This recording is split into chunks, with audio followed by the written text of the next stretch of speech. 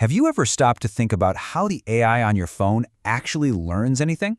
We're about to take a deep dive into the mind of the machine, and trust me, the story starts in a place you would never ever expect. Right? It's a fantastic question. The AI that's busy recommending your next song didn't just pop up out of the blue in Silicon Valley. Its real origins are all tangled up in wartime secrets, some of the most brilliant minds of the 20th century, and a desperate race against the clock. So, our story doesn't begin with lines of code. It begins with a global crisis. We have to go back to a time when the fate of the entire world was literally hanging in the balance, and the key to winning was locked away inside a secret, unbreakable code. What's pretty amazing when you look at this timeline is just how deep the roots of AI actually go. I mean, it all kicks off way back in the 1700s with Thomas Bayes, who came up with this radical idea that our beliefs should evolve as we get new information. Now, flash forward 200 years to the 1940s, and you have Alan Turing weaponizing that very same idea to build a machine that could crack the Nazi Enigma code. And then, just a few years later, boom, 1951, Marvin Minsky builds the world's first artificial neural network. 3 completely different moments in time, all laying the groundwork for the AI we use every single day. This right here, this was Turing's moment of genius. Germany's Enigma machine was creating what everyone thought were perfectly unbreakable codes. But Turing's insight was simple. If a machine can write a code, then another machine can break that code. That single idea that a machine could figure out the patterns made by another machine is basically the seed from which all of artificial intelligence grew. It's a tragic story, of course. Turing was a war hero who was punished horribly for his personal life after the war, but he's finally, and rightfully, celebrated as the father of modern computing. Okay, so Turing kicked the door wide open. But how in the world did we get from a machine that just breaks codes to one that can actually learn? Well, that's where we get into the nuts and bolts, the machine learning playbook. We're shifting from the why to the how. At the heart of everything is machine learning, and it's a really powerful but simple idea. Instead of trying to handwrite a million different rules for every possible situation, you just give the machine a mountain of data and let it figure out the rules and patterns for itself. It learns from experience, pretty much just like we do. And it turns out there are really 3 main ways machines learn. First up, on the left, you have supervised learning. This is like teaching with flashcards. You give it tons of emails that are already labeled spam or not spam, and it learns to spot the difference. In the middle, there's unsupervised learning. Here, you just dump a huge, messy pile of data on the AI and say, go find the interesting patterns. And finally, you have reinforcement learning, which is all about trial and error, basically learning by trying to get the high score in a game and getting rewarded for good moves. You know, the best way to think about reinforcement learning is to remember the alien from the movie PK. He shows up on Earth and has no idea how humans work, so he tries stuff. He brings a coconut into a church and gets in trouble. Okay, bad feedback. Then he brings wine into a mosque and gets into even more trouble. It's through that constant, painful feedback, all the trial and error, that he eventually learns the rules. That's reinforcement learning in a nutshell. You learn from the consequences of your actions. But here's a question. What if you don't have time for endless trial and error? What if the stakes are just too high, like, say, in a self-driving car? Well, that brings us to a much more advanced technique, learning just by watching an expert. This is called imitation learning, and it's a huge deal. Instead of trying to program a self-driving car with millions of rules, you just let it watch thousands of hours of an excellent human driver.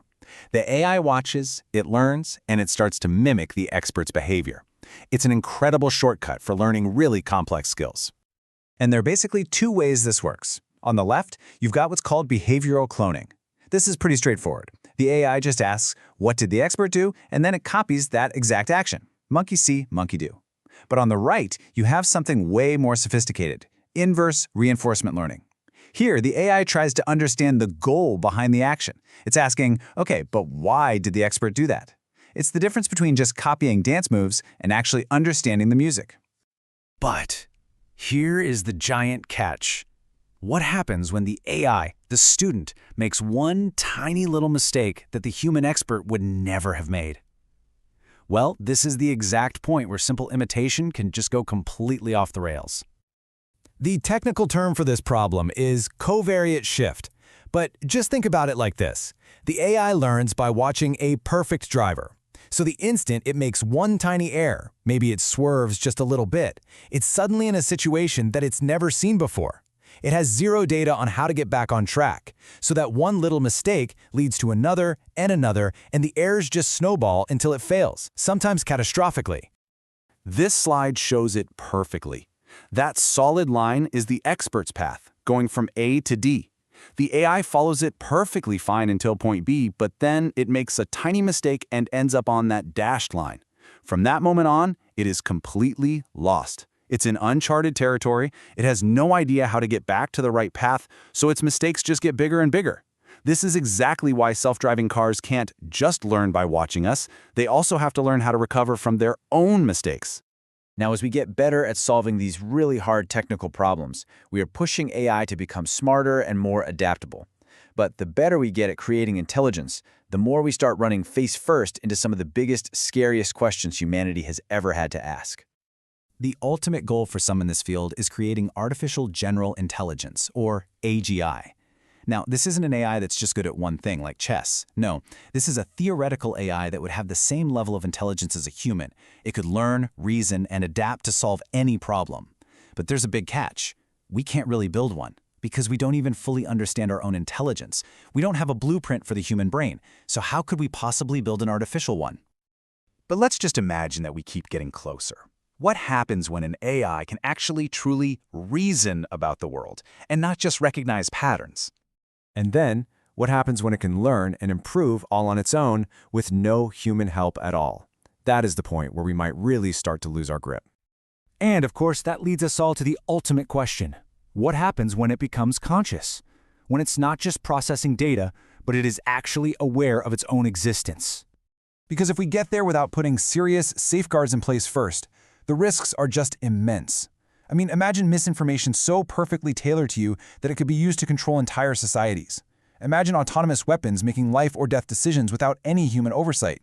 We are talking about a potential future where we are no longer the most intelligent species on the planet, which could lead to a complete and irreversible loss of human control.